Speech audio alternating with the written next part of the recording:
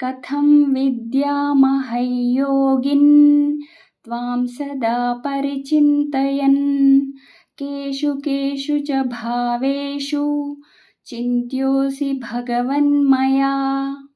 భావము: ఓ యోగీశ్వర, నిరంతరము చింతన చేయుచు నిన్ను ఏ విధముగా తెలుసుకొనగలను?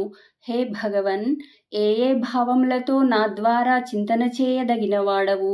నిన్ను నేను ఎట్లు చింతన చేయవలెను అని అర్జునుడు శ్రీకృష్ణ భగవానుడితో పలికెను.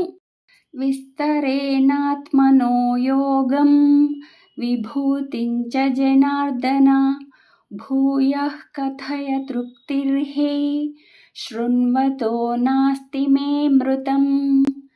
భావము: ఓ జనార్దన, నీ యోగశక్తిని గూర్చియు నీ విభూతి వైభవములను గురించియు విస్తృతముగా ఇంకనూ తెలుపుము.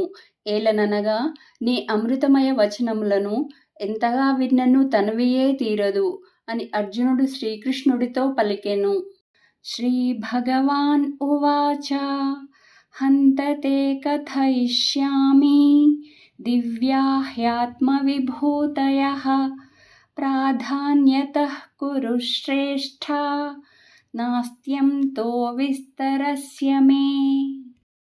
భావము: శ్రీ భగవానుడు పలికెను, ఓ అర్జున, నీవు లెస్సగా పలికితివి. నా దివ్య విభూతుల విస్తృతికి అంతమే లేదు. వాటిలో ప్రధానమైన వాటిని కొన్నింటిని మాత్రము నీకు తెలుపుచున్నాను అని శ్రీకృష్ణ భగవానుడు అర్జునుడితో పలికెను.